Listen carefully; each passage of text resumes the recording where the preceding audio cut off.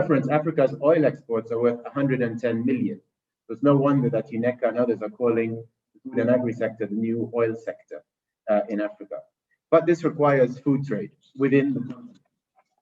This session is organized by the Food Trade Coalition of Africa, which was launched as AGRF in 2019, and it has over 60 members, and it aims for policy coherence and supports investment into strengthening food trade in the continent.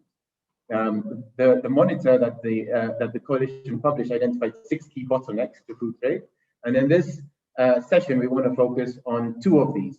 One is trade barriers, particularly around standards, SPS standards, sanitary and phytosanitary standards, and one on data.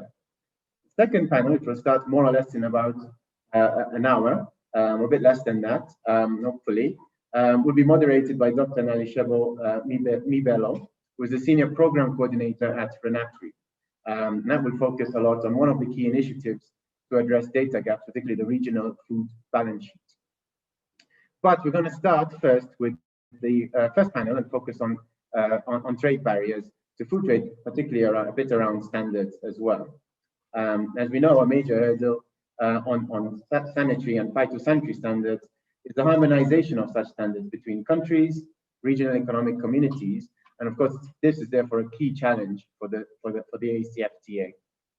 But many countries, whether it's governments, firms, farmer organizations, and international organizations, are really scaling up efforts to address this challenge. And so in this first session, we want to first hear from a country perspective, and we are honored to have the Minister of Agriculture of Malawi with us, Honorable Lobin Low. At the international level, there are various efforts, for example, by Trademark East Africa, USAID's Policy Link, and others.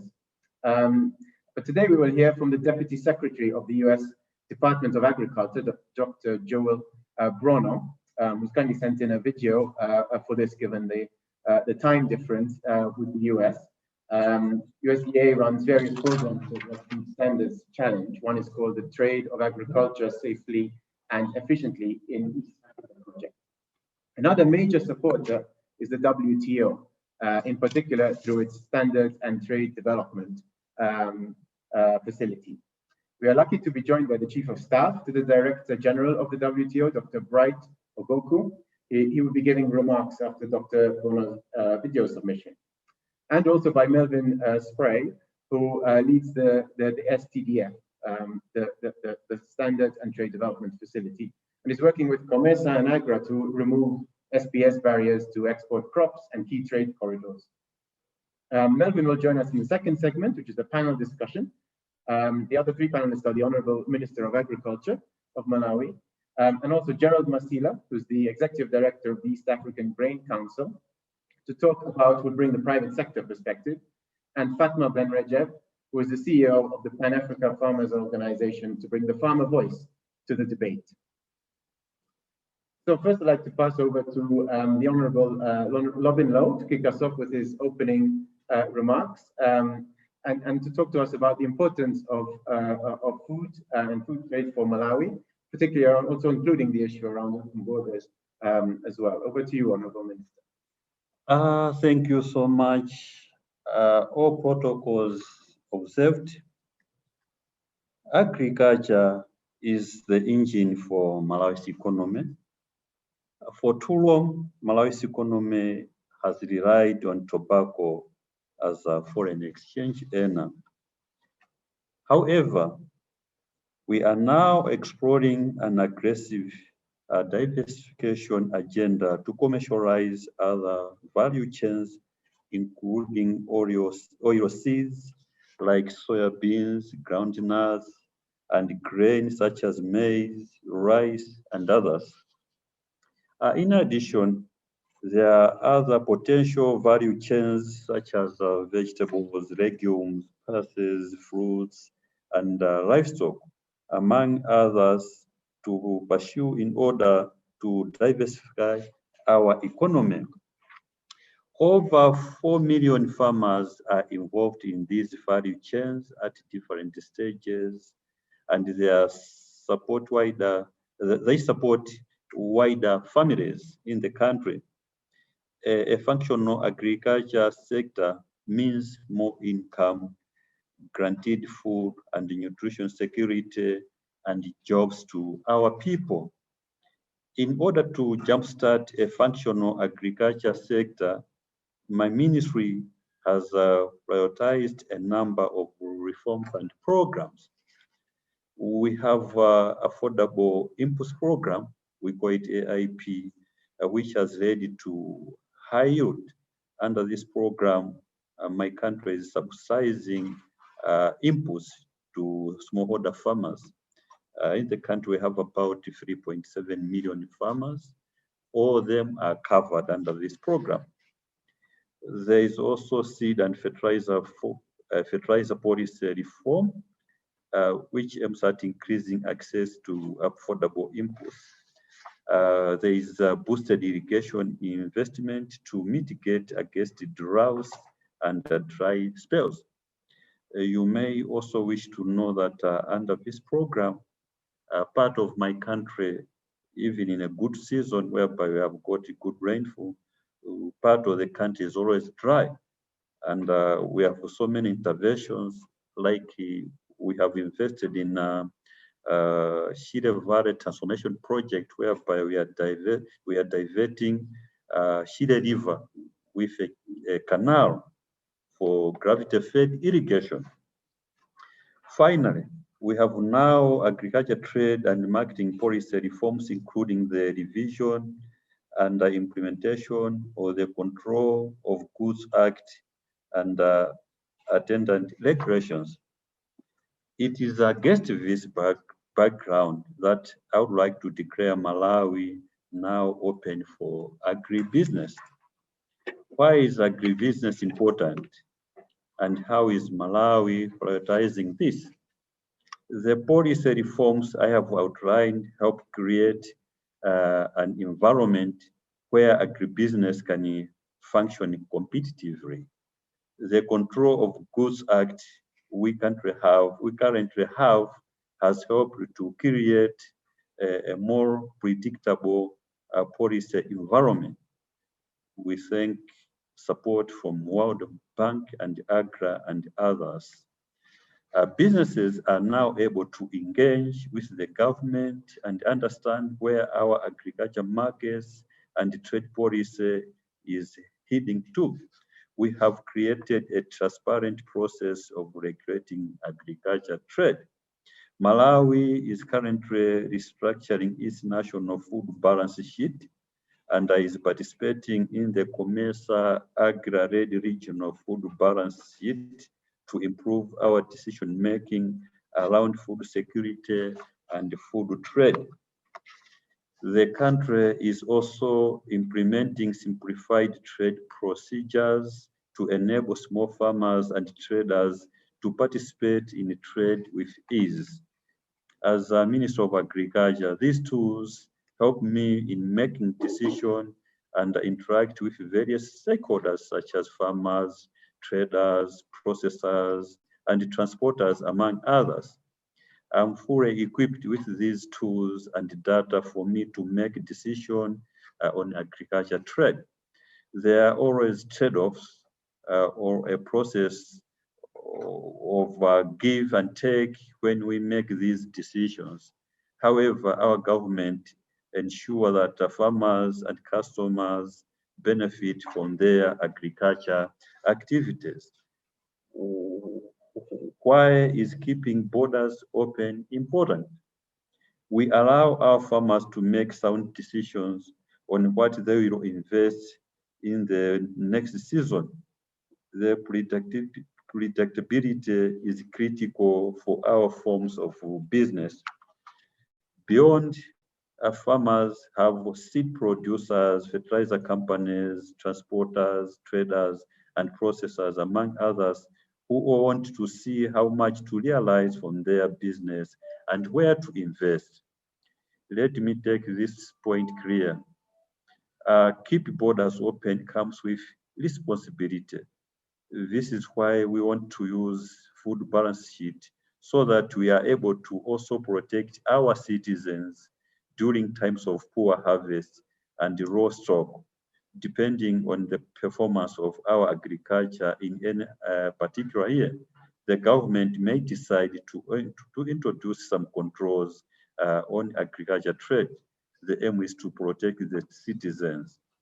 The Control of Goods Act I referred to area is aimed at ensuring these decisions are communicated in a transparent and timely fashion. Lastly, let us recognize that agriculture business is a cycle. Look at production with the same energy you look at agriculture trade. Address input access challenges with the same focus as we do with output market access. As we do this, let us all remember that in this day and age, climate resilience remains at the center of our actions. That nutrient density is more important than calories, and that all agenda, including women and youth, are fully and equitably supported. Let me end by saying this.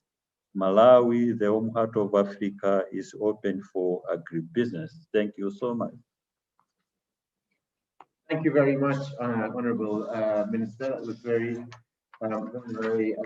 helpful, and thanks a lot for your comments about the importance of open borders, importance for farmers to make decisions on their own investments, as well as value chain actors as well, and the importance of predictability in the environment for that, and also the point made that open borders need responsibility as well. I think that's a really important point, and hence the importance of the regional food balance sheet, which will be discussed further in the next session. Thank you once again. Let me hand over now to the video submission that we have from Dr. Jules Bernard, the Deputy Secretary of the United States Department of Agriculture.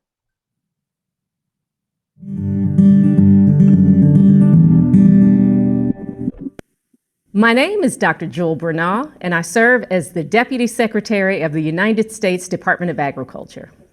I would like to offer thanks to Dr. Agnes Kalibata, the Alliance for a Green Revolution in Africa, and the Africa Green Revolution Forum Secretary for providing an opportunity to discuss the importance of the harmonization of sanitary and phytosanitary standards and regulatory frameworks in facilitating regional and global trade.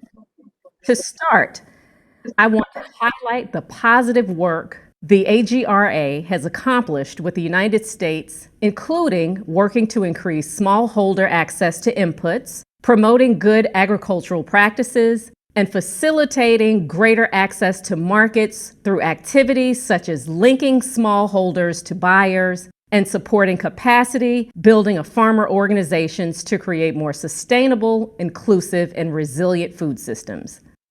USDA is pleased to work with USAID, the Standards and Trade Development Facility, and African partners to ensure support for open agricultural trade. As you can imagine, the United States is closely following developments in the African Continental Free Trade Area, AFCFTA. The United States shares many of the AFCFTA's objectives, including regional harmonization of standards based on science and risk, lowering barriers to trade, and increasing access to safe and nutritious food.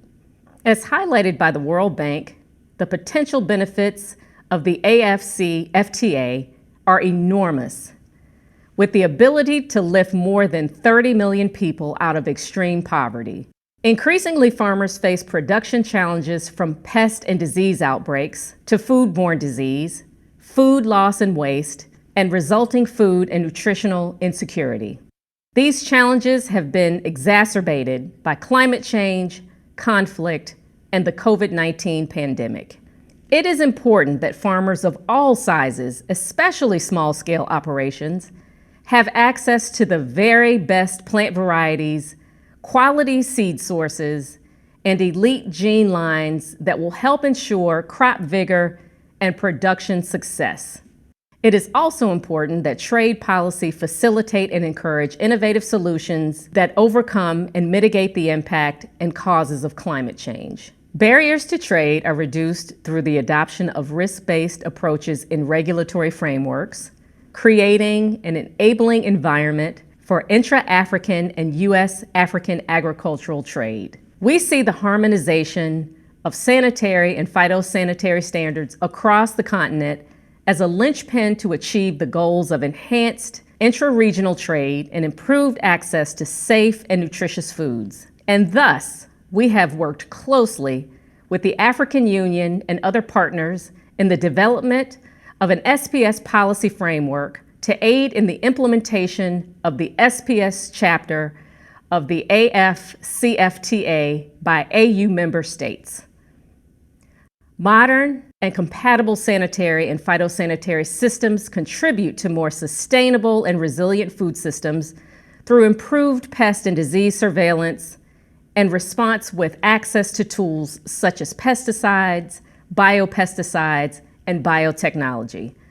Like all of you, USDA is also actively engaged in preparation for the UN Food Systems Summit. The United States supports an evidence and science-based approach to developing solutions to deliver food security and facilitate trade. USDA seeks to increase U.S. agricultural cooperation in Africa by developing effective partnerships, encouraging science-based decision-making, and trade-enabling regulatory environments, and supporting access to innovative farming tools and technologies. The evidence is strong that economic growth and supply chain resilience follow when countries work together towards establishing productive food systems, market-based economies, transparent trade rules, alignment of science-based regulatory systems, and the right to due process. I want to close by highlighting a few of USDA's existing efforts to support the harmonization of regulatory standards. USDA collaborates closely at the AU and regional economic community levels to support initiatives related to the harmonization of sanitary and phytosanitary standards at continental and regional levels, transboundary pest and disease monitoring and control systems, and increasing formal seed production and innovation, including in biotechnology and gene editing. In East Africa, we are coordinating with AGRA, USAID, and the East African community to develop a regionally harmonized pesticide registration system. This work will reduce barriers to market access in the region for plant commodities.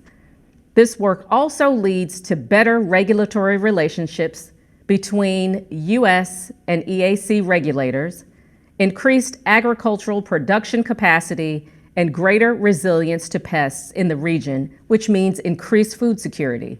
USDA implements the Cochrane Fellowship and Borlaug Exchange programs that assist countries with strengthening their agricultural institutions and regulatory systems, provide opportunities to establish new trade linkages for agricultural products, support compliance with international standards, and foster an environment conducive to agriculture-led economic growth.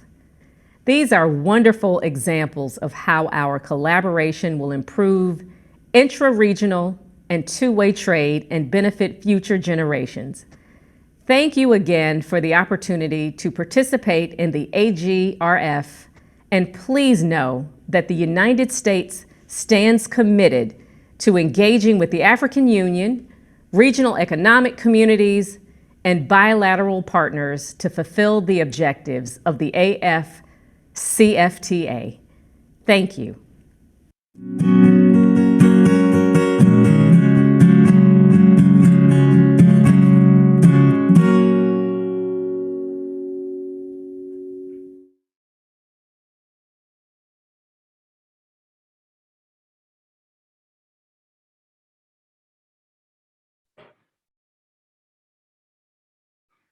We can hear you. Are you, yeah, okay.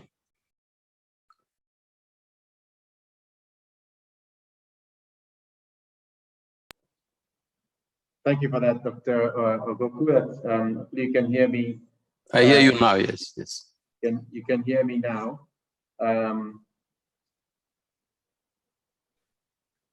there's a problem with the video, but let's continue. As the host has stopped it, if you can look into that. But hopefully you can hear me, so let's proceed. But I just want to say thank you to Dr. Jules Bernard for that, and to the United States Department of Agriculture, saying it's very important to have peer-to-peer exchanges between similar ministries in different countries to exchange learnings and insights and different perspectives to the table. So the work that USDA is doing, supporting government and supporting the continental institutions is very important. Just turning on my video back there. Good, so let's move on to Dr. Bright Ogoku, who, as I mentioned, joins us from the World Trade Organization Secretariat in Geneva. Over to you, Dr. Ogoku. Thank you very much, and good morning to all our colleagues. Let me thank you for organizing this, and beyond that, to in fact also congratulate my two predecessors, the Honorable Minister, as also both of them are Honorable Ministers, basically with different ways they are called in the countries. So I wanted to start by basically thanking the organizers for inviting the WTO into this. Dr. Ngozi Okonjo-Iweala, who is the Director General, is not able to join this particular event this last few days because of clash of calendars, but she's asked me to give you her very best wishes for success of this event. Breaking barriers is what the WTO was set up to do. And if you look at the record, it is what it has done since it's been set up so many decades ago. And you may not hear much on an ongoing basis about the WTO because we are not very loud in that sense, but all of the rules that you will see, or most of the rules governing trade in the world today, are set in this organization by all of its members who are physically based here in Geneva. On an ongoing basis, they have these meetings.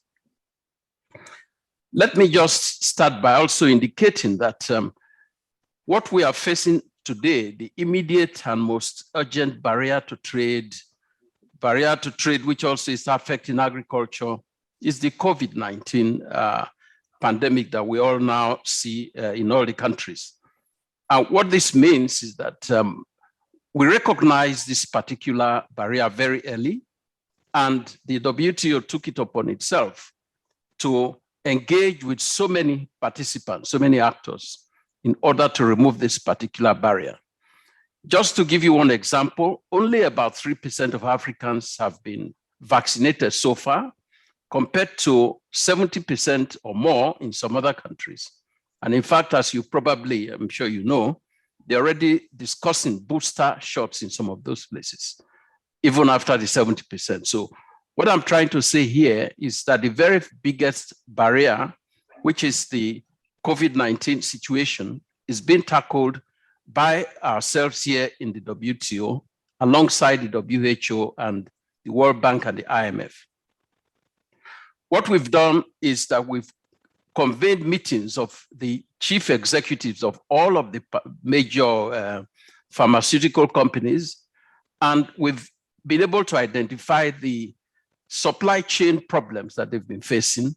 And this is why, as you've seen some of the recent developments, the pledge to establish more production centers, not just in the 10 countries that supply the world today, most of the vaccines of the world, but also to extend it to other regions of the world, including to African countries. And you've seen some instances of collaboration in that sense, for example, between Aspen in South Africa versus some of the major producers of vaccines internationally. So that's the first one with respect to the way we're trying to sort of break the barriers to trade. You see, of course, that the economic recovery that is ongoing at the moment in the world is led mostly by the advanced countries because they have access to vaccines. Most of the developing countries, for example, in Africa and Asia, if you look at the economic recovery rate, it is much lower than in the other places, primarily because the economies are affected or being held back by economic activities are being held back by the COVID situation.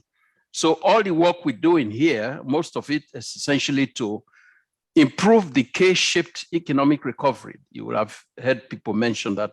Because of time, I won't go into any of that. The second area that I would like to bring to your attention with respect to the work we are doing at the WTO has to do with food security through trade, achieving food security through trade. You've heard it from both the USDA Deputy Secretary as well as Honorable Minister with respect to open borders. And this is what we've been pushing on our side at the WTO. Trade, I believe, can end, if you like, contribute to the quest to end hunger in different places. It's very simple economics, moving goods and materials from areas of surplus to areas of deficit. And typically we take this for granted, but if you were to go into it, you'll find so many barriers and rules in terms of export restrictions and even inputs and the way, customs and things like that, that tend to delay the supplies. A lot of the work we do here are based on trying to remove these types of barriers from the global trading system. And I think that if you look, for example, at what has happened with respect to sending food to places, even though we sort of look at it as sometimes it's charity, but there are lots and lots of things that are underpinning those movements. And a lot of it has to do with being able to free up the availabilities for movements. Now, one of the things that has been discussed generally with Africa has to do with how we manage our own agricultural systems. And my submission is that we need to have a holistic approach, starting from the support which the Honorable Minister and others have referred to, starting from that, input, things to do with fertilizers, quality seedlings, and so on and so forth. Those things are there, but you need also to do things to do to reduce the types of domestic obstacles, if you like, that you tend to find typically in a lot of our countries when it comes to supporting farmers. In this regard, let me mention briefly the fact that we have supply side problems, supply side constraints, infrastructure, rural access, and even electricity. All of these things are required to support the good farming systems and then to achieve food security. Presently, a lot of the work we do at the WTO, we go deeply into those, and we have things like technical assistance that are meant to promote and help countries to achieve some of these objectives. There is also a debate. This is the fourth point. There is also a debate whether, when it comes to having talk about Africa being self-sufficient. In our view, Africa basically needs to be able to, yes, be self-sufficient through production. We need to feed it 1.25 billion Africans. So you need to be self-sufficient. But that does not mean you do not trade. That debate, I think, is one that is a sort of distraction. Africa is trading and it needs to trade. It cannot produce everything that it needs. What we advise in this regard is that we need to move up in the value chain. We need to not move it, we simply move away from purely the raw materials or the primary products into processing.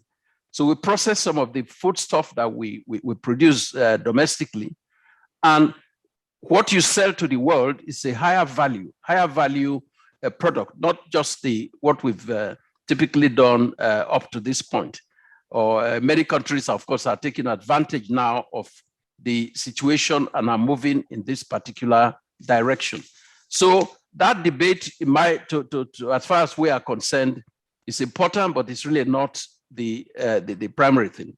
Value chain development, being able to export among ourselves, not send all of our raw materials to Europe or wherever else, North America, but to be able to have a system where what we are selling to them has had the benefits of value addition.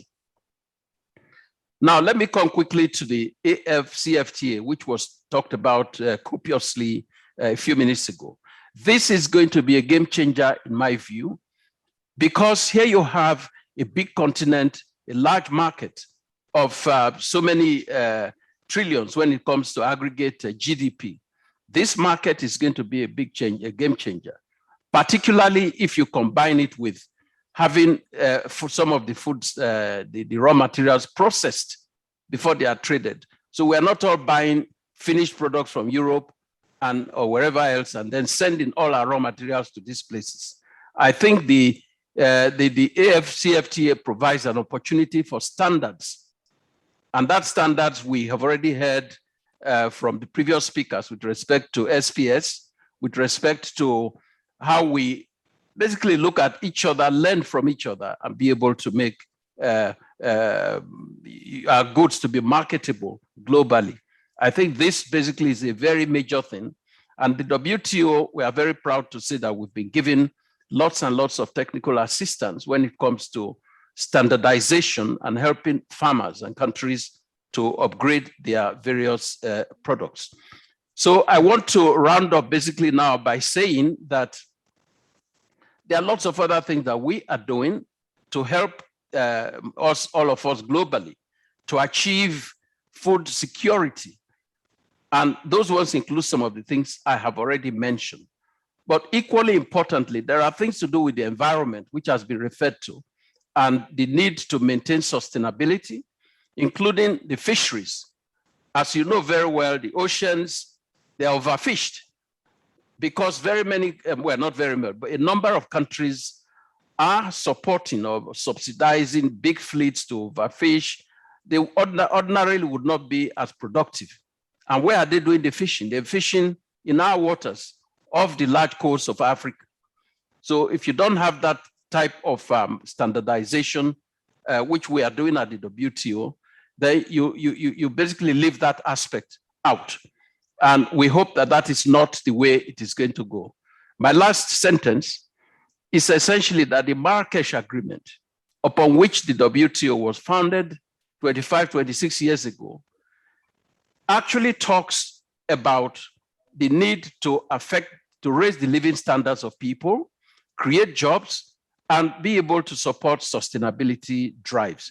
Now, what we've seen is that the WTO is achieving many of these things, but there are obstacles, such as the title you gave to this, which we are trying to break down. Thank you very much for inviting us, and we very much hope to see the outcome of this productively. Thank you very much. Thank you so much for those very insightful remarks, Dr. Ogoku, and also for painting that bigger picture for us, which is always very important that we situate these debates within that. And needless to say, I strongly agree with you on the importance of moving up the value chain into processing and on focusing on value chain development. Thank you for all your efforts. Let's go now to our panel discussion. I'd first like to come to Melvin Spry, who is with the WTO, with the Standards and Trade Development Facility. Melvin, could you tell us a bit about how the STDF as a facility is supporting countries across Africa to, in specific ways, to address the challenge of SPS standards and promoting safe and sustainable trade in food and agriculture products. We're keen to get into a bit more of the specific tangible issues at this case, and starting from your work at STDF as a very practical program would be a very good place to start on that. Yeah, thank you, Jonathan, and good morning to everyone. And I would also like to thank the organizers, of course, for the opportunity to participate in this panel. As Dr. Okogu mentioned, the WTO deals with the rules of trade between nations and administers a number of trade agreements to that end. And in particular, the WTO agreement on the application of sanitary and phytosanitary measures, or the SPS agreement, as we all know, is relevant to this discussion. And the background note for this event, it says that the non-tariff measures are the biggest bottleneck, in particular SPS requirements. So the SPS agreement basically tries to strike a balance. On the one hand, it allows WTO members, and that includes most countries in Africa, to protect human, animal, plant life, health, and so on by taking so-called SPS measures. And by SPS measures, we basically mean mandatory laws and regulations. And then on the other hand, it says that these measures should be based on science and should not result in unjustified barriers to trade. Now, the question then is, when does a non-tariff measure become actually a non-tariff barrier? Or perhaps, in other words, how do you strike that balance as a country? And the preferred option in the SPS agreement is to base your SPS measures, your laws, your regulations, on international standards, Codex Alimentarius for food safety, the OIE for animal health, the IPPC for plant health, and so on. So WTO members are presumed to comply with the WTO SPS obligations if they use those international standards. So meeting standards is very important for market access. Trade is a key, is a key driver here. But at the same time, these standards are very important also and critical in reducing food loss, and increasing production levels. For instance, by reducing the occurrence of pests and diseases. And there are many examples in Africa for armyworm, avian influenza, fruit fly, which in some instances can destroy up to 60–70% of the harvest of mangoes, for instance, in West Africa. And meeting international standards will also improve public health by reducing the incidence of foodborne diseases. It's the World Bank that has estimated that the economic cost of unsafe food in Africa amounts to 16–17 billion per year. Now, in practice, many countries in Africa have faced difficulties in meeting those international standards. And that's where the STDF, the facility, provides support. So the STDF is a global partnership, a trust fund created by the FAO, the OIE, the World Health Organization, the World Bank, and the WTO, which houses the STDF Secretariat. And we act as a knowledge platform, and we identify good practice, and we provide seed funding to develop, to finance sound, sustainable SPS projects. Now, there are many projects that we have funded. There are more than 200 examples on our website, and the majority actually in Africa. And I would say that, yeah, probably the needs in building SPS capacity are often endless. And we all know the long shopping lists of things that need to be done, but the resources are limited. So the question is, where do we start?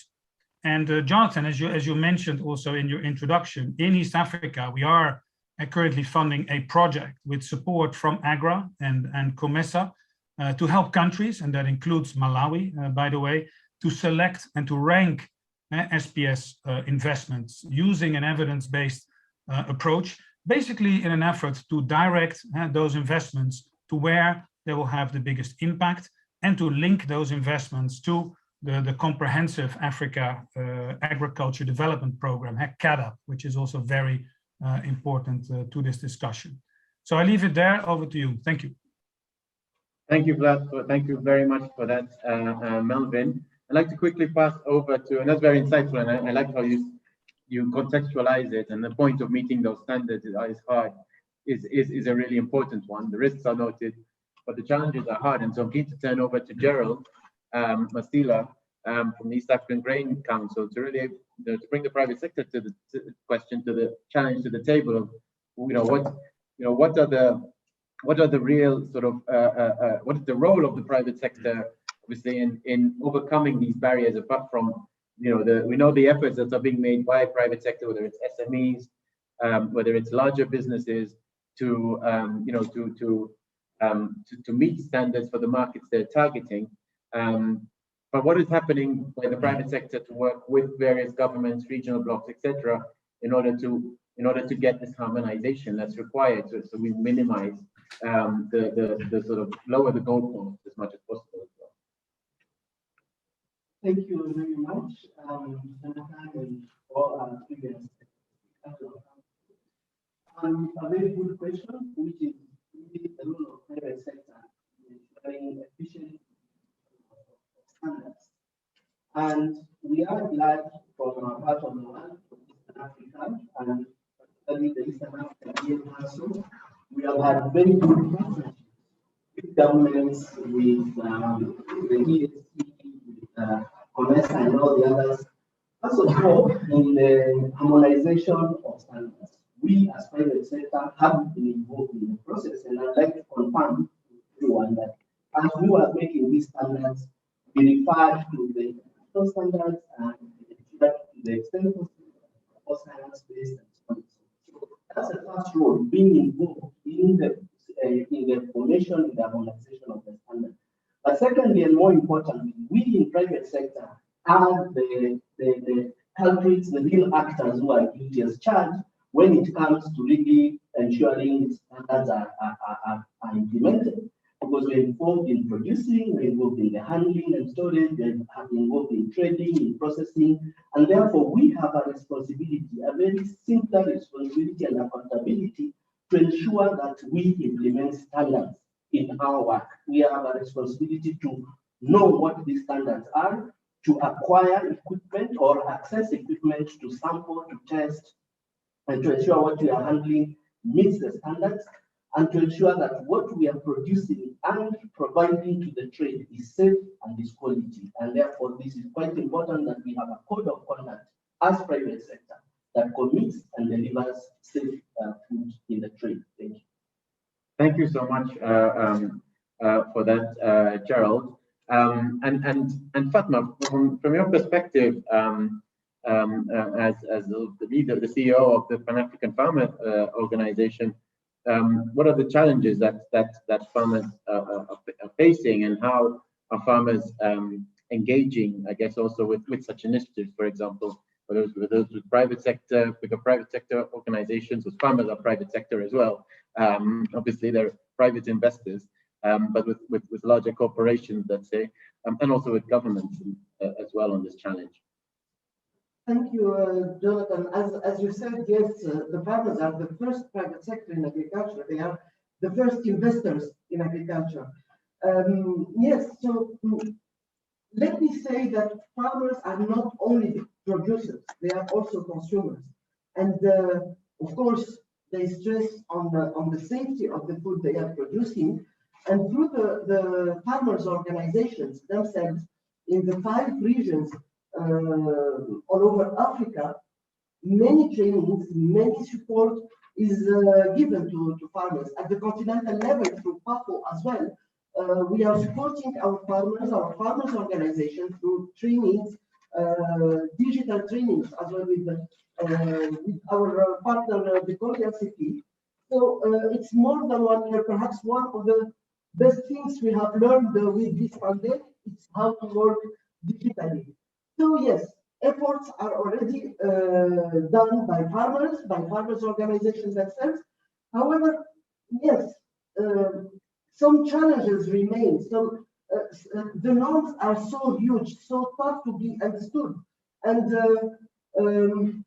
we need. And thank you, Gerard, to have stressed that you are harmonizing these norms. We need really to harmonize among Africans. So to focus on African norms towards this African continental market, to understand what are these norms, and to popularize, especially towards the farmers' organizations, the farmers, and to have a proximity of extension services, of technicians on the field to support the farmers, and to use also, why not, the FOs, the farmers' organization premises, since we are everywhere in Africa, through the members of PAFO, we are in almost 50 African countries. So let's join our efforts to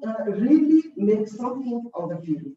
And also, perhaps one of the, and Dr. Hugo has spoken about infrastructure. Very challenging, the infrastructure in Africa. So how to have affordable and accessible laboratories, how to have the analysis done for the soil, for the water, for the food, etc. The insecurity, the corruption, all these challenges are very tough on the shoulders of the farmers. Thank you, Jonathan. Thanks for that, Fatma. That really is a really important point that you flagged there. And I really like the point about infrastructure, because I think part of the challenge is also about how we prioritize, right? Because the costs of meeting standards are high, whether it's for the farmer, whether it's for the country as a whole, was for the private sector, whether it's for the government, the costs are high, and getting equipment to do testing. I've seen some of these machines, and they thousands and hundreds of thousands of dollars.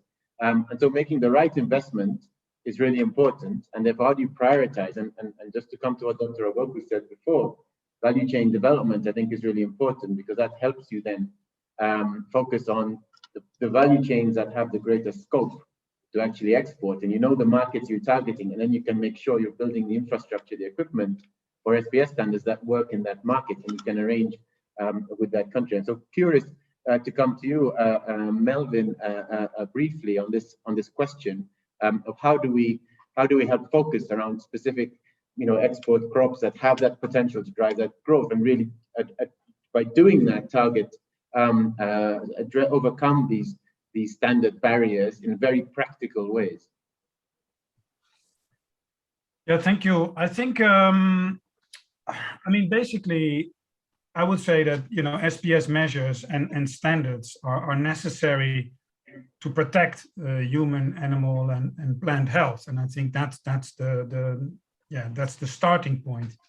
But I guess to ensure and to verify compliance, it's governments that often put in place all kinds of things: document checks, inspection, certification, fumigation requirements, testing, and whatnot. And I think that much more can be done to streamline and to limit, where possible, these SPS controls, to speed up trade, including also in perishable goods, also at a regional level. And that basically will help to reduce trade costs, waiting times, and so on. And that's, I think, also particularly relevant for the small-scale farmers that previous speakers were referring to, for the micro, the small and medium enterprises, basically to make them more competitive, in the market. And I think it will also help to formalize a large amount of informal cross-border trade in food and agricultural products that we still see across Africa. Over. Yeah, no, exactly. That's similar to my experience as well, is where you had industries that were achieving a certain scale. Over time, they worked with the government and were able to put in place that infrastructure. You need to get the right fumigation requirements, the streamlining, etc., and make it fit for purpose for those industries. Gerald, curious, from your perspective, can you talk about an example of where the private sector has worked well with the government, to really sort of address specific bottlenecks that were holding back a certain value chain or a certain business? Can you talk a bit about that and how that worked? Thank you very much, for Jonathan, for that question. So indeed, for us in the private sector, we must work with governments, and indeed we work very closely with governments, and I want to recognize the governments, particularly from the Eastern Africa region. They've given us a good hand of partnership, from Malawi to Zambia, Kenya, Uganda, all these countries. And one of the things is that when we do standards, formulation standards, harmonization, we do it with government. We are part of the technical committees. I, for one, chair the technical committee procedures and policies in the Republic of Kenya. But also recently, we had a challenge in the Republic of Kenya, where government had to resort to an action where import of maize from Tanzania and Uganda was stopped because of the quality issues, particularly because of high aflatoxin. Indeed, government reported that they had taken samples, they had taken random samples of this maize, and from testing, they had evidence that there was a problem. And for us, in previous, we accepted that there is a problem, and we engaged with government. We had various forums and a lot of policy advocacy that luckily successfully took us to a place where the ban was lifted, and we were able to put in place measures to ensure that the trade that is coming through, that sampling is happening, testing is happening, and a certificate of conformity is issued from origin to destination. The challenge we are facing right now is that the issuance of those certificates of origin is only being done by the bureaus of standards alone. They are not allowing participation of private sector accredited and certified labs to be able to support the processes and support the bureaus to do the testing and issuance of the certificates of conformity. And we are appealing to government to really reach out and work with us so that we increase capacity. At the moment, there's a very big challenge where you take a sample and you have to wait for weeks and weeks before you get your certificate of conformity to be able to trade. Thank you very much. Thanks for that, Joel. That's a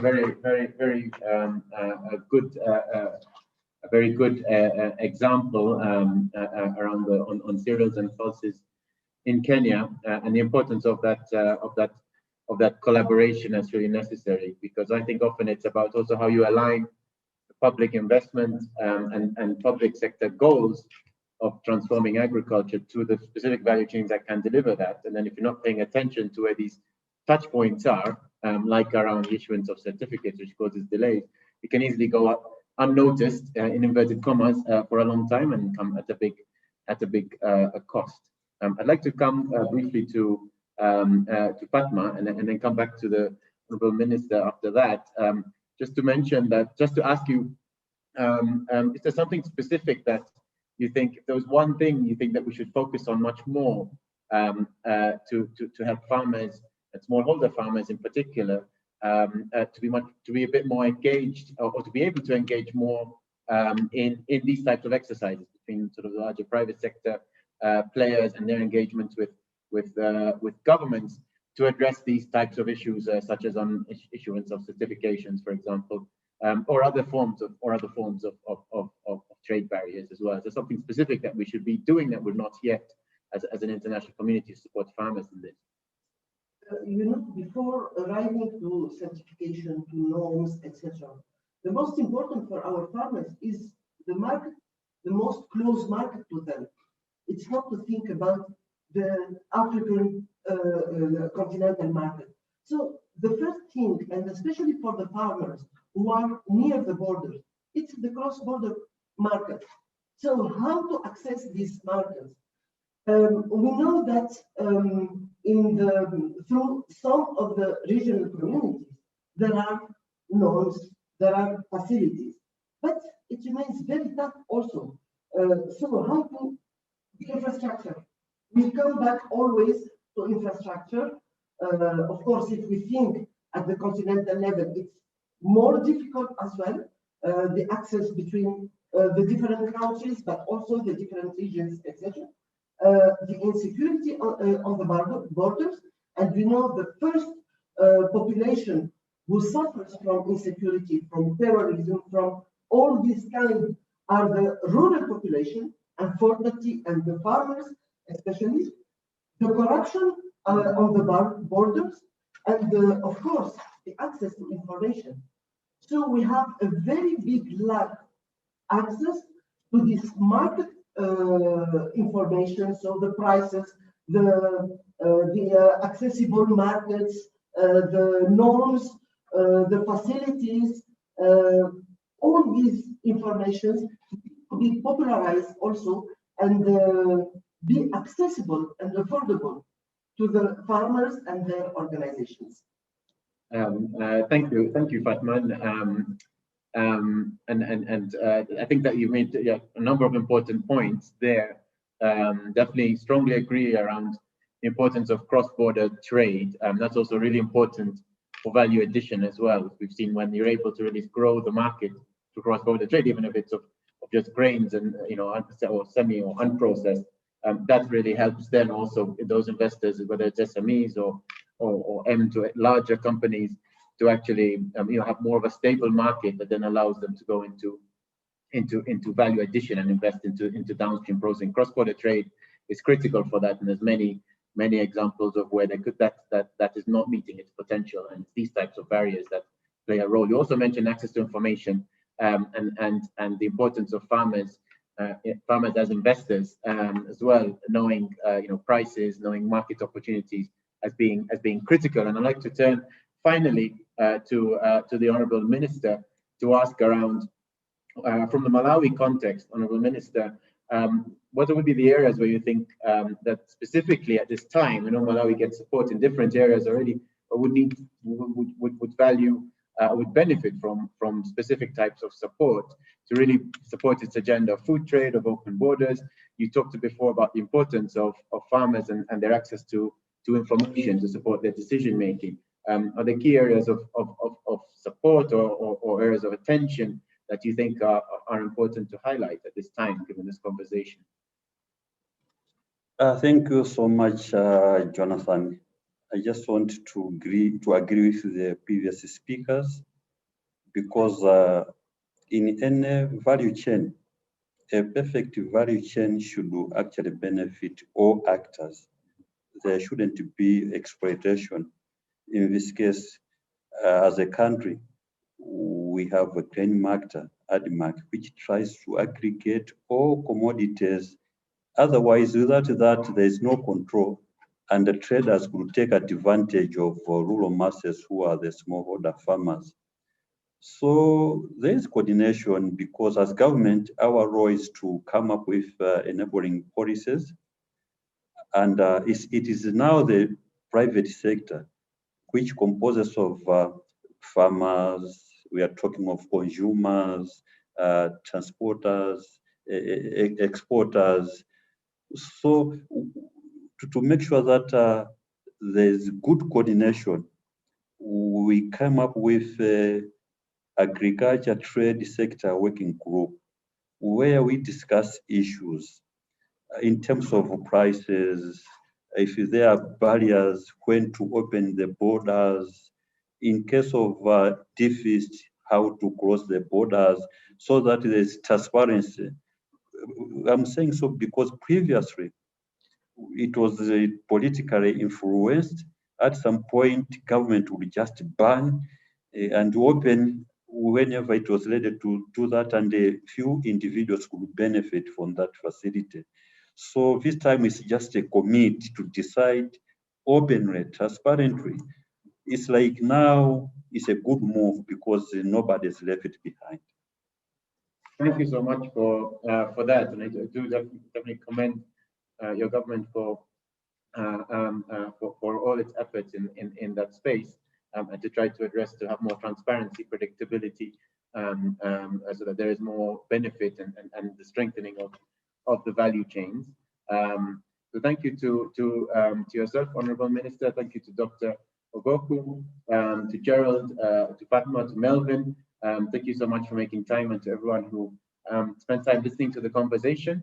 And now I'd like to hand over to the next session, which will focus on, which will take another key issue forward around data and the regional food balance sheet, which also feeds into this conversation, and the Minister of Agriculture of Malawi alluded to it, as did the USDA as well. So over to Dr. Nanishebo Manibo to take forward that conversation. Thank you.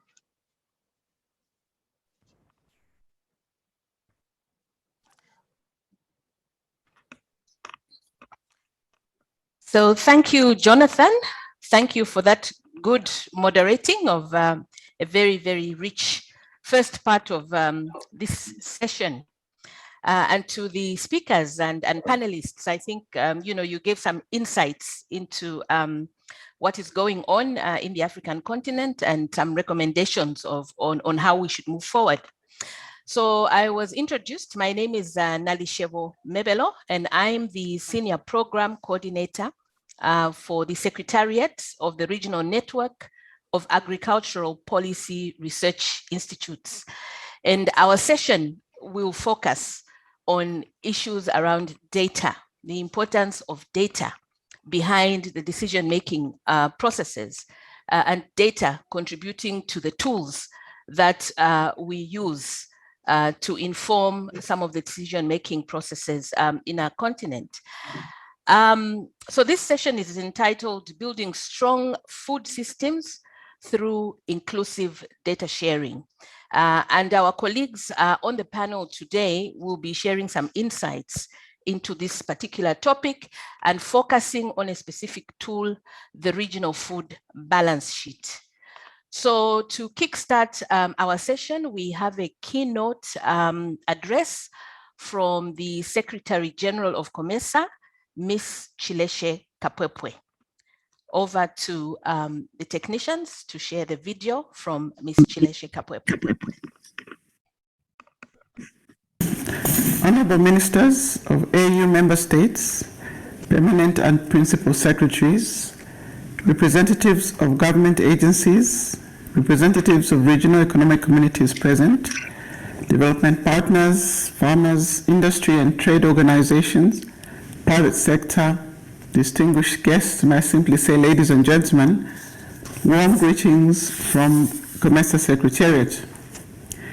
It is my honor to be part of the AGRF 2021, a flagship event that brings together key stakeholders, including governments, policymakers, development partners, producers, traders in agriculture and food system development space. I'd like to commend the Alliance for a Green Revolution in Africa and partners for organizing and inviting COMESA to be part of the AGRF 2021, which is focused on building strong food systems in Africa, and particularly to this session on building strong food systems through inclusive data sharing that is being hosted by the Food Trade Coalition for Africa. Open data is necessary, increasingly regarded as an important tool to address complex developmental challenges. For example, the agency and scale-up of the COVID-19 crisis has reawakened all of us on the need for governments and other stakeholders, including private sector, to open and share relevant data to enable evidence-based policy, support accurate reporting around the crisis, and inform inclusive social and economic recovery measures and investment. Gaps in the food system data have made it challenging to understand who the food insecure are, where they live, and the level of food insecurity that they are experiencing. These data gaps have left many countries unable to respond effectively to the food needs of their citizens during the COVID-19 pandemic. Data gaps worsened by a lack of collaboration and coordination among food system actors, several stakeholders, including governments, academic institutions, private sector, and humanitarian agencies collect data, but rarely are these data shared or consolidated into one central database that can be used to inform and support decision-making by the stakeholders. Distinguished delegates, the lack of reliable, timely, and transparency data in agri-food systems is a pervasive problem that challenges decision-making for all stakeholders, including governments, farmers, traders, processors, investors, and indeed development partners. Basic data on food production, consumption, and balances are essential to promote not just regional food security, but also long-term inclusive agricultural transformation, regional agricultural trade, and resilient food systems. This is important for the realization of the objectives of the Regional Economic Communities, RECs, and initiatives such as the COMESA SADC EAC Tripartite Agreement and the Africa Continental Free Trade Area, designed to enhance trade and free flow of goods within the regional blocks and the African continent itself. There is great potential for intensifying intra-regional trade by building on localized comparative advantages within the region for selected regional agricultural food value chains. These regional differences can be leveraged to build the competitiveness of the key agricultural value chains and food systems. However, this calls for reliable data on production, on trade, stock, and consumption that is required to inform regional trade and policies for agricultural value chains and food system development. The world is rapidly entering into the fourth industrial revolution, offering opportunities to leverage information and communication technologies for improved data collection, analysis, sharing, monitoring, and evaluation. Distinguished delegates, to this end, COMESA, AGRA, development and technical partners are refocusing their efforts in addressing data gaps on the agri-food systems. Through initiatives such as the Regional Food Balance Sheet that can leverage digital technology to provide data and focus on crop production, cross-border trade, data aggregation, and dashboard development. The Regional Food Balance Sheet initiative aims to accelerate the application of digital, remote sensing, and advanced analytical technologies to provide forecasts for major food commodities in the East and Southern Africa context in a manner that informs policy and business decisions on food security, agricultural trade, as well as investments. Using the user-centric design, our FBS initiative will inform data-driven decisions around production support, trade policy, stock management by governments, business decision-making and investment by the private sector, and food aid by donors or emergency response organizations. Timely and trustworthy food balance sheet data can help private sector actors to understand areas of comparative advantage and the extent to which production systems are keeping up with the emerging agri-food transition and domestic demand. This data is essential in showing surplus and deficit areas, thereby providing a signal to private traders, millers, and other aggregators to inform when and where to source, where to ship food commodities or other business and investor decisions. COMESA will collaborate with the key stakeholders to ensure that the regional food balance sheet activities being implemented maximize benefits to women and youth, might mitigate gender-based risks, and create gender-sensitive opportunities. In conclusion, distinguished delegates, closing food system data gaps will be crucial in strengthening the food system that is vital to preventing a food crisis and enhancing regional agri-food trade in Africa. Improvements to trade data will further strengthen markets for African agriculture producers and consumers, especially as the continent strives to build back better after the COVID-19 pandemic. This calls for increased collaboration and partnership between public and private sector and civil society organizations in data collection, compilation, analysis, and sharing. We need deliberate efforts to ensure that the data information needs of the key stakeholders, including women and youth, are adequately addressed. As COMESA, we're open to partnership that will help us to contribute to building resilient food systems through inclusive data sharing in the African continent. I end by wishing you a very productive forum and thank you for your attention. Thank you, Excellency Chileshe Kapwepwe, for your keynote address. And what I pick up from what you have said is that we need to close food systems data gaps in order for us to avoid a food crisis, and particularly for us to be able to address the impact of COVID-19.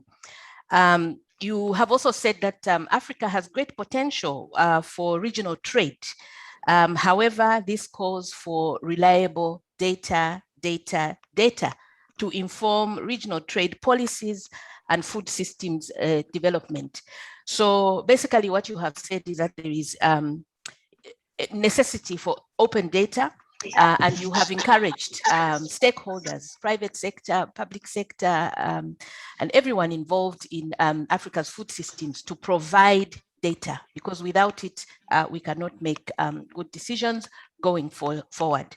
So thank you very much, SG, for those wonderful opening remarks. So we now move on to the panel discussion, and on our panel, we have five persons, and we will begin with the Honorable Deputy Minister of Trade and Industry from Ghana. Honorable Minister, we welcome you to the panel, and thank you for your time.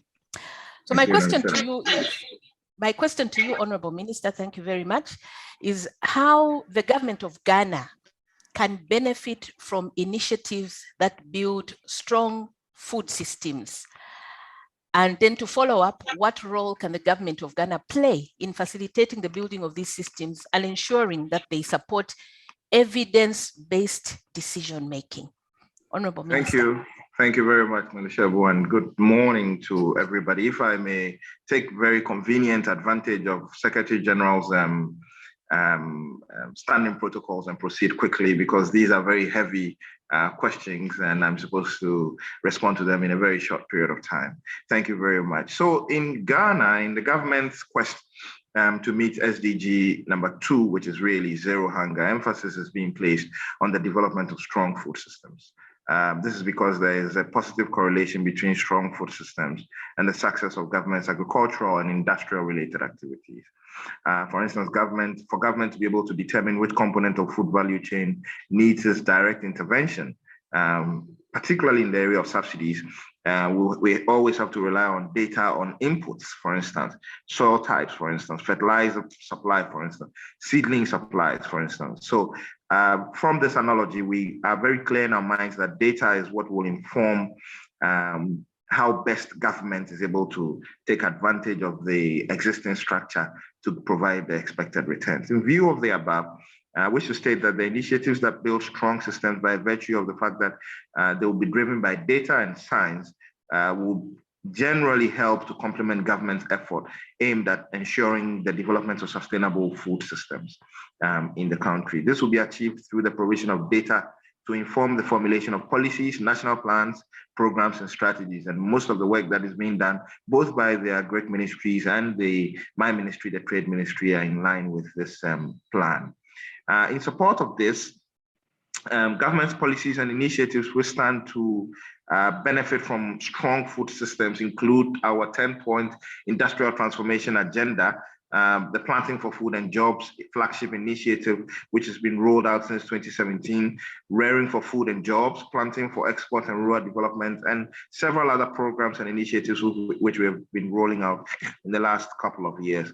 Specifically under the industrial transformation agenda, strong food systems are key to ensuring the success of government's flagship industrial programs. One of the very popular ones is what we call the One District, One Factory program. And I'm traveling in the countryside with the president currently. In the last couple of days, he's already commissioned rice milling factories. Yesterday, he commissioned a yam processing factory. Today, he's going to be commissioning a technology solutions center here in the Volta region. And all of these are in line with the One District, One Factory program, which is mainly for agro-processing to help stimulate, economic activity along the various districts that we have in the country. We're strongly developing our oil palm industry and other tree crops as well under what we call the Strategic Anchor Industry Initiative. Therefore, strong food systems are expected to significantly help Ghana address food security and nutrition in the country by ensuring the availability of the much needed food supplies, either for domestic consumption or for export.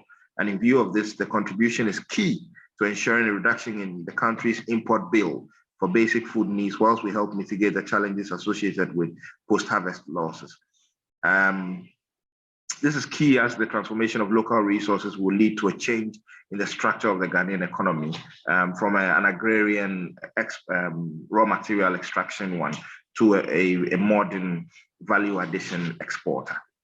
Initiatives that ensure strong food systems will significantly help the country overcome the limitations imposed by rain-fed agriculture, whilst helping mitigate challenges such as deforestation and desertification, which are currently negatively impacting agricultural outcomes in certain parts of the country. And in this regard, abundance or availability of food is akin to helping meet the nutritional needs of priority groups such as women and children.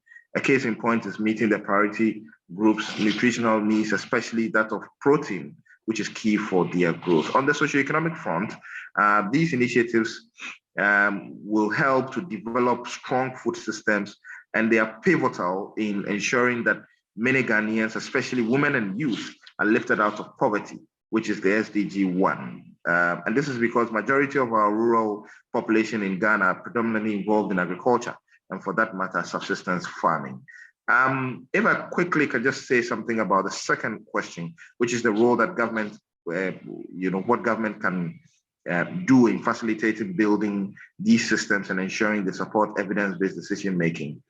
In view of government's commitment to the development of strong food systems, government will support the initiative by ensuring that relevant stakeholder engagements are held at national, regional, and district levels, of which the intent is to ensure that no one is left behind in the development of these systems. We have been embarking on an inclusive economic development agenda in the last couple of years, and the plan is to make sure that these districts and these factories, which are mainly involved in agro-processing, would capture as many people as possible. Government will undertake stakeholder analysis and mapping of national, regional, and district levels to ensure that we have a comprehensive data which would inform how to improve the program. And we'll do this through the ministries, the municipal assemblies, the district assemblies, and all the other regulatory bodies in the country. And to effectively track government's contribution to the development of food systems by way of tracking expenditure and nutritional outcomes in the country, government has been encouraged, and actually we have started that, featuring these expenditure in our financial system. So all payments and the expenditure tracking that the Ministry of Finance does helps us to see what exactly is being spent on the goal of nutritional outcomes. This is to help quantify the support given to the subsector, whilst ensuring that the needed emphasis is placed on nutritional outcomes to help achieve the SDG 2. If I will be concluding, we know that, and we are clear as government in Ghana, that data is the major ingredient in decision making. And as such, there's a positive correlation between the quality of data that we have and the precision of the decision that is taken. And in view of this, government is committed to helping build the capacity of officials involved in the collection, capture, analysis, and use of primary data needed to inform decision making. Government is committed also to digitizing the economy and ensure that many of the participants, many of the sectors of the economy are digitized so that everything can coalesce around data and science to inform governments to improve on the infrastructure and the policies that we are putting in place. Thank you very much for your attention, and Nasilebo, if I can hand over back to you. Yes, thank you very much, Honorable Minister, for those really, really insightful remarks. And you have emphasized what the Secretary General said earlier on, the importance of data being a major ingredient in decision making. And you actually said that data ensures precision in decision making. I liked that word precision, because we've really got to make decisions that are precise, that will support our food systems. And you also shared some of the initiatives that Ghana is undertaking in support of strengthening food systems. But importantly, I liked the point where you stressed that Ghana would like to support vulnerable groups, women and youth. You talked about those, and that the initiatives that support strong food systems will definitely support our women and youth. So those were really important points, and what you underscored is the importance of data. So moving on to our next panelist, who is Dr.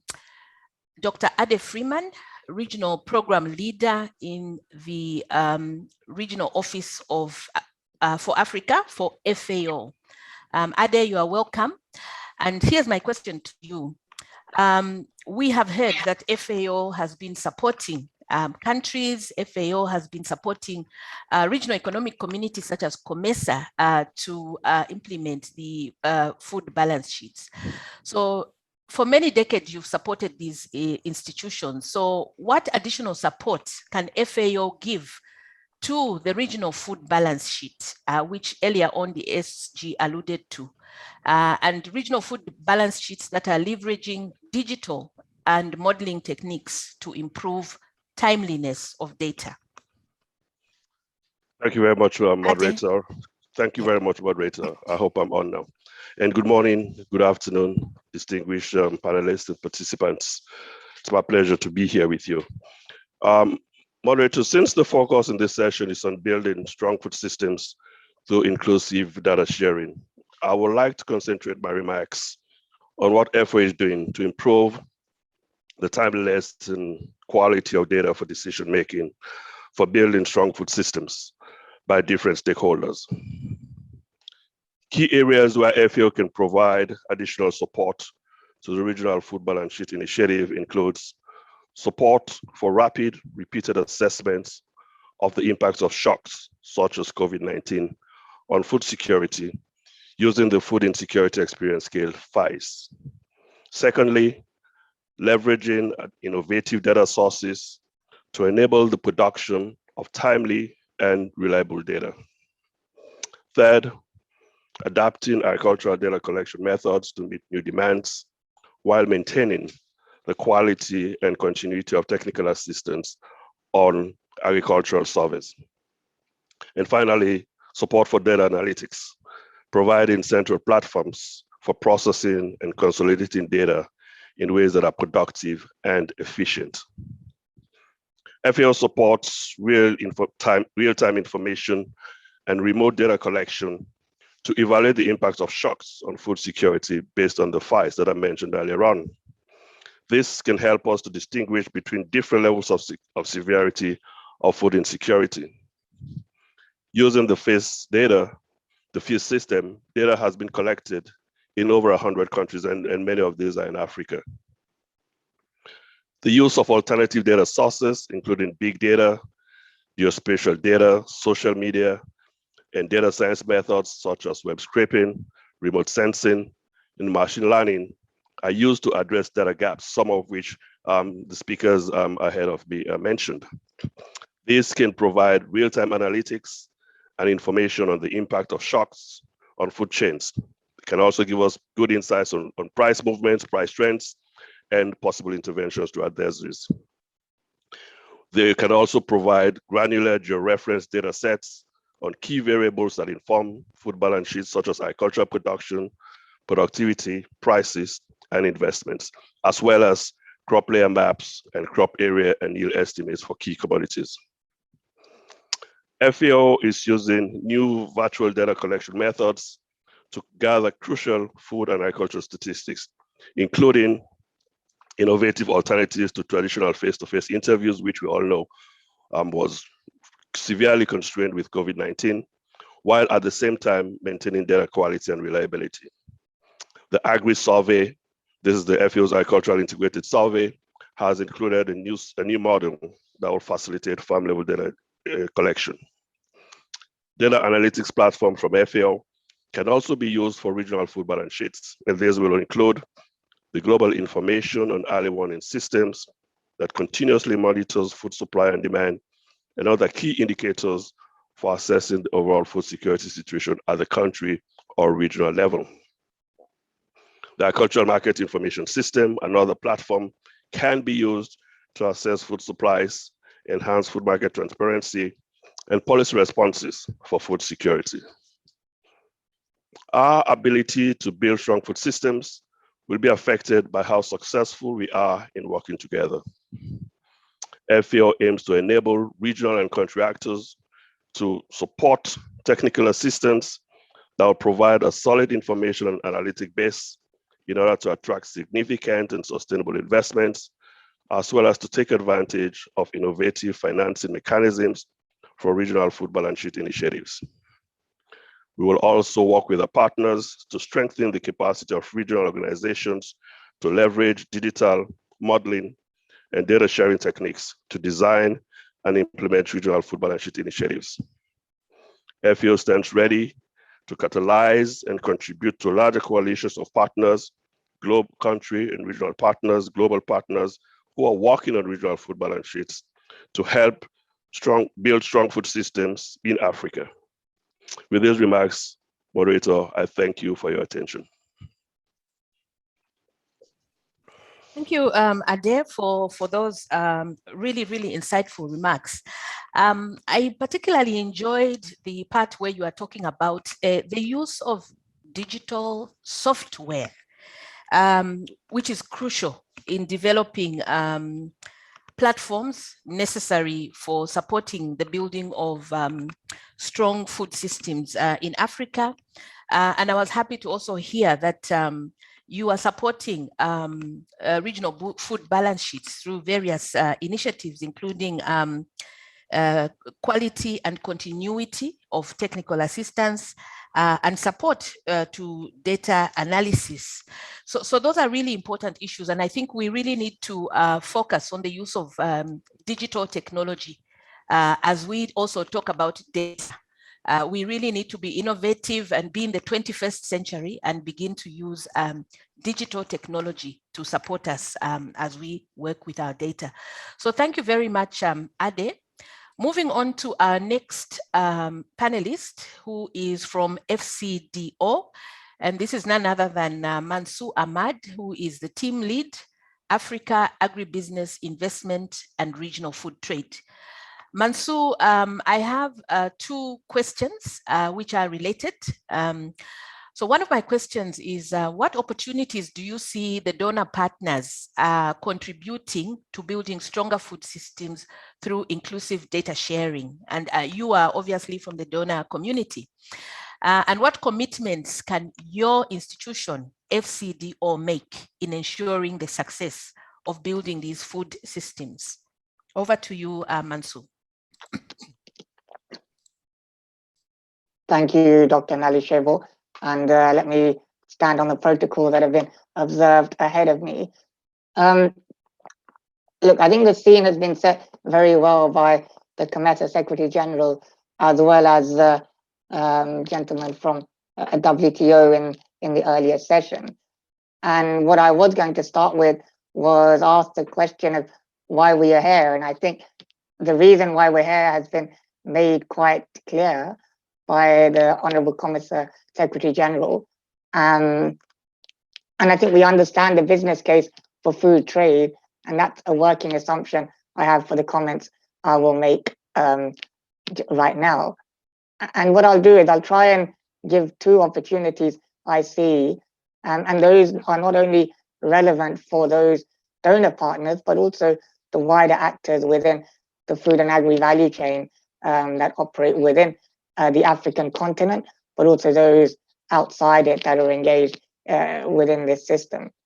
The first opportunity I really see is more of a challenge that I want to set for us within the donor community, and that is really thinking about context being chief. And what I mean by that is we really need to have a mindset shift in how we operate and how we conceptualize and contextualize what we are doing within the food system space. We currently have a great focus on our activities targeting humanitarian efforts, food security, and that is absolutely right if the context is right. But what we've heard today is the role that food and agriculture have, not only in feeding the African population and contributing to global food supply, but also funding the economic growth of Africa as a continent and the countries within it. And as a result, I feel we need to have a mindset shift to thinking about how do we build an economically viable food system. And if we reflect on farmers, the role of farmers within the supply chain is not a social role. The fact that farmers farm is not just to solve the food security issues in a country, but it's also for the economic uplift of farmers as well as the other actors within that value chain. And as a result, what we need to start thinking about more is how do we think about the issues within the food system from not just a humanitarian and food security perspective, but putting economic and environmental viability at the forefront. And without having that economic viability aspect, we will not be able to develop strong, robust food systems that are resilient and stand the test of time with the evolving and dynamic nature of the world that we operate in. So that's the first opportunity I see. It's a bit of a challenge for us in terms of our mindset and how we evolve that to really, if we do really want to build stronger food systems. The second opportunity I see has already been alluded to earlier on about cooperation and collaboration. And again, there's a shift that we need within the system from thinking too much about competition to thinking more about cooperation and collaboration. And a really good example of this is the Piazza Partnership. So the Partnership for Inclusive Agricultural Transformation in Africa. And that partnership, which is housed within AGRA, is a really good example of how we are collaborating and coming together to understand the context of the food system and agriculture alongside the enduring changes that we are seeing that are happening. And so again, a lot of the partners that we engage with are collectively funding generation of data, generation of evidence. However, no one partner alone can analyze and use that data to influence and inform the activities we do. And no one partner alone is going to be able to solve the issues that are facing us in the food system. And as a result, there's a great opportunity for donor partners to demonstrate to not only government and non-state actors how cooperation and collaboration can really lead to value creation across the system. And we've already heard the great example of the regional food balance sheet that COMESA is leading on. And that's a really big effort of a consortium of partners that are coming together from donors, from governments, regional economic communities, the FAO and others, as well as farmers who ultimately are the starting point within this value chain. And that demonstrates the power that we have of all sharing, and hopefully the fruit of that will be shown as we evolve that. So coming on to FCDO,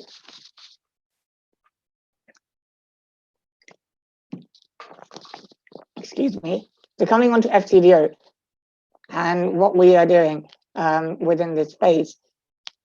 First of all, let me reiterate what I've been hearing in the AGRF this week from ministers, but also from Dr. Mayaki, who's the CEO of the AUDA NEPAD.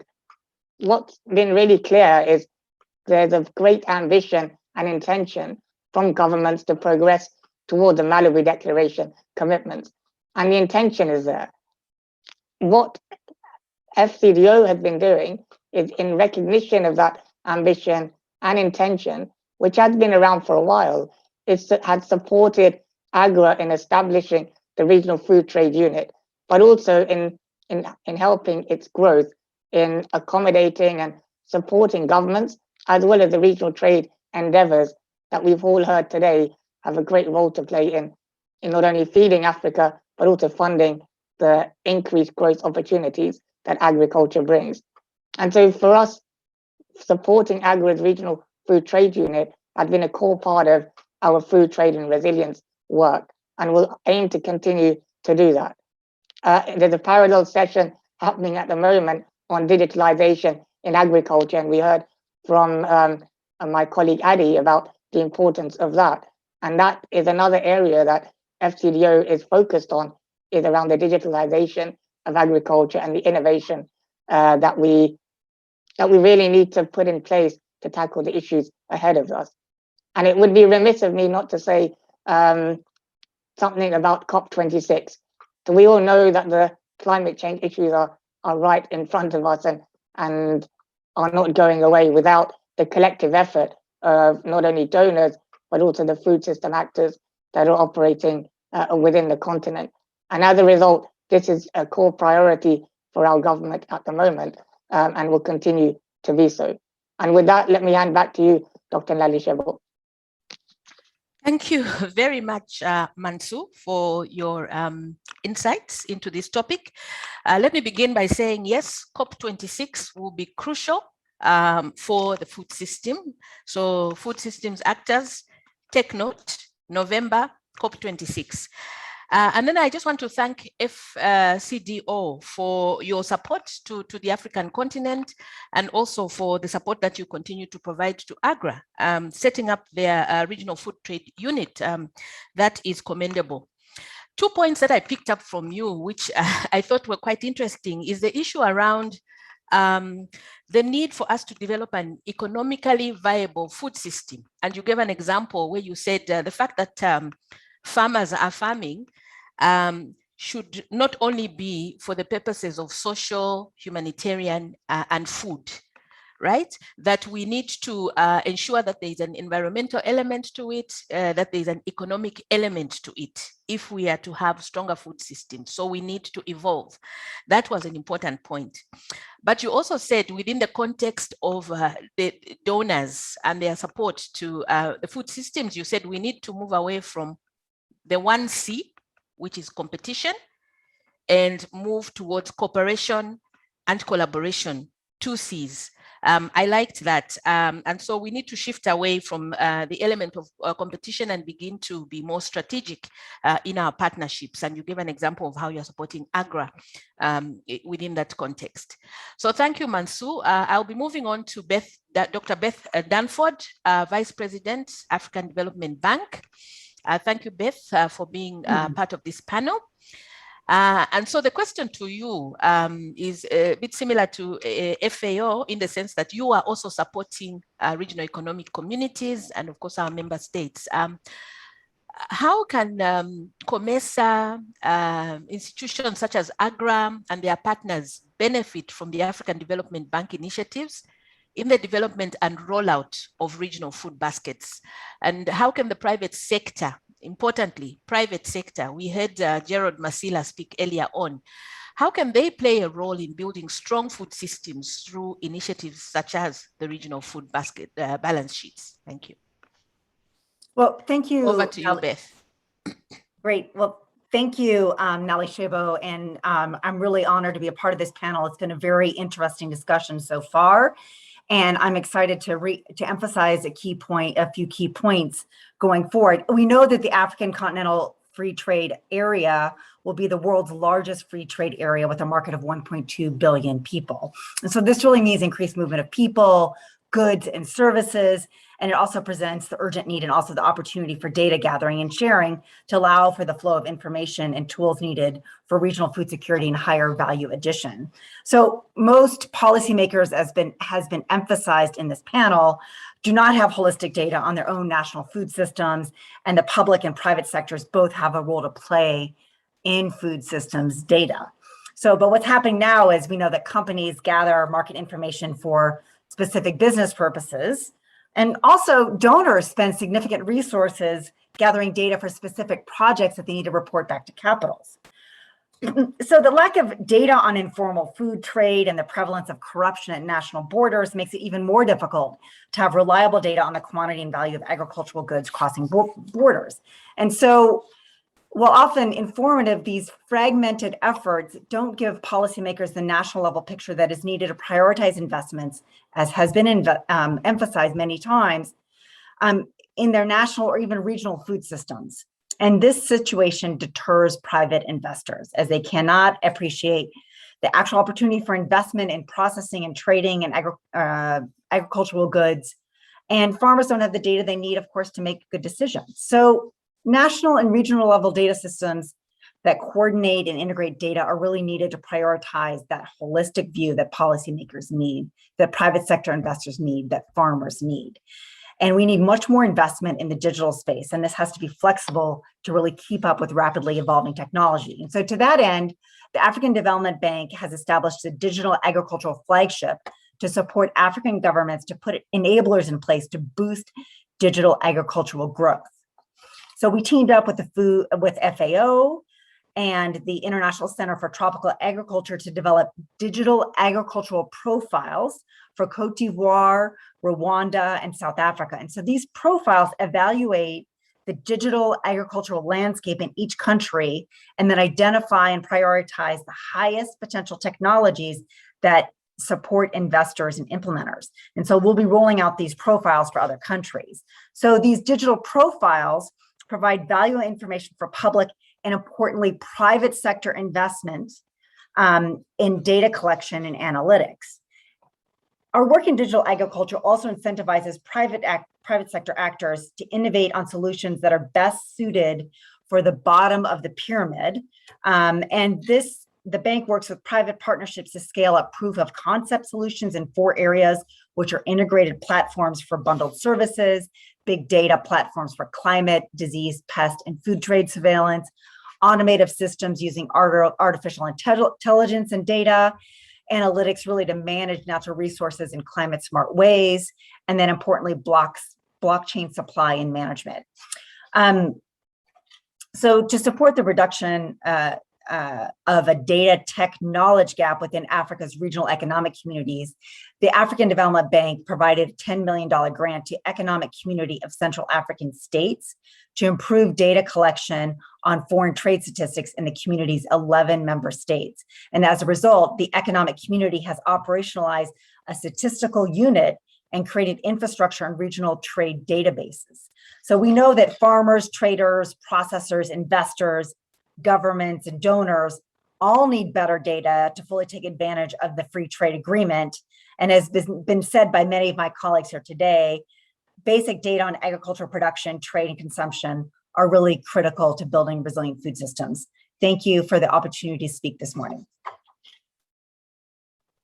Thank you, Beth. Thank you for sharing the list of issues that the African Development Bank is undertaking to support our countries, and similar to what was said earlier on by the speaker from FAO, the importance of digital technology, and that you are supporting countries to address their data technology gaps. Now, this is a huge gap, and there's a lot of capacity that needs to be built amongst many stakeholders in the continent in the use of digital technology. It's huge for Africa, and I'm happy to note that the African Development Bank is supporting this area. And you have said that national and regional data is crucial in decision-making for regional policies and regional initiatives. So totally agree with you, Beth. And so from that point, we will move on to the next panelist. Last but not least on the panel is Mr. Komla Bisi, who is the Africa lead at the African Continental Free Trade Area Secretariat. Komla, welcome to this panel, and thank you for your time. In your view, what is the role that the African Continental Free Trade Area is playing in breaking the barriers that have negatively impacted intra-regional trade? Earlier on, somebody talked about Africa trading with itself. And as a key instrument and a vehicle for strengthening food and nutrition security in Africa. So Komla, over to you. Thank you, Dr. Nalishebo and colleagues. First of all, I bring you warm regards from His Excellency Wankelemene, who could not join us today on this conversation due to other schedule constraints. I must mention that the African Continental Free Trade Secretariat recognizes the importance of agriculture and agriculture sector with respect to its contribution to the overall economies of Africa. In that respect, we at the Secretariat have considered to prioritize agriculture within the various frameworks and protocols that are currently being developed. I must mention that the role of the Secretariat is actually to administer the implementation of the AFCFTA. For that matter, the Secretariat has been emphasizing on developing the key principles and protocols that are required for advancing the AFCFTA implementation. Of course, the protocols on trading goods, trading services, and dispute settlements are almost completed. Currently, we're working on the protocols on competition, intellectual property rights, e-commerce, as well as digital trade. And this is important to recognize that digital trade and protocol on digital trade is very relevant to the previous discussions on data use, etc. In moving forward, practically, the Secretariat has also been emphasizing on development and strengthening of regional agriculture value chains as an instrument to achieve the aspirations of the AFCFTA agenda. Considering the fact that the agriculture sector and agricultural commodities consist of majority of commodities that are traded on the continent. Therefore, it is considered that for the AFCFTAs to be successful, agriculture must be prioritized. In that regard, we're working to develop or to understand the various dynamics that will drive the agriculture sector within the AFCFTA implementation. A number of reviews are currently going on to appreciate the role that the private sector specifically will be playing and within which specific value chain that they may need to intervene to be able to take the full advantage of the opportunities that the AFCFTA provides. There's a lot of emphasis on women, youth engagement, and also related to agriculture. As I mentioned, the protocol on women is currently under discussions, and all this will take into consideration the agricultural perspective within these protocols. Thank you. Thank you, Komla. Colleagues, I'm being told that we are running out of time, but I wonder, is the Honorable Minister still here? Because I have a question for him, the Honorable Deputy Minister. And my question to the Honorable Deputy Minister from Ghana is how he sees the youth, because he talked about the youth. How do you see the youth actually contributing to strengthening food systems in your country?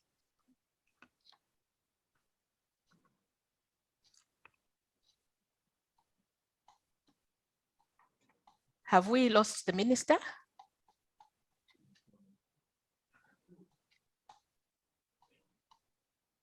Okay, in that case, I will move on to ask one more question. I think I can ask one more question to Ade Freeman. Ade Freeman, in your view, what do you see as something specific that the private sector should do in order to support our agenda to build strong food systems? Very quickly, as we wrap up, Ade, over to you. Well, yeah, I think the investments that we need to strengthen food system will have to come from the private sector, you know, the bulk of the investments. We know that, yes, in as much as we need public sector investments and a right enabling environment, and we need development partner investment, but the bulk of the investment will have to come from the private sector. So I think engaging with the private sector at all stages is going to be critical. Even in these sort of conversations, they have to be part of the agenda setting, as well as part of the data sharing and all these sort of things I'm talking about, because they're, like I said, they're key decision makers in building strong food systems. So really considering the funding challenge, the financing gaps we're looking for, and the critical role that the private sector has to play in bringing forth that finance for building strong food systems, we really need to engage them much more proactively. Thank you very much, Ade. And let me also thank, first of all, the Secretary General of COMESA for her keynote address earlier on, the Honorable Deputy Minister of Trade and Industry for Ghana for gracing this panel, And for all of you, our panelists from these very important institutions for Africa, thank you for being part of this panel. I think the bottom line of our conversation is that data is the bedrock of strong food systems, and therefore we need to ensure that our data is up to date and that all our stakeholders are contributing to our database. So to colleagues, our audience, in the next session, we will be launching the Africa Agriculture Trade Monitor. And I just request you to please stay put and participate in the next session, which will see us launch the Africa Agriculture Trade Monitor. Thank you for your time and have a good day.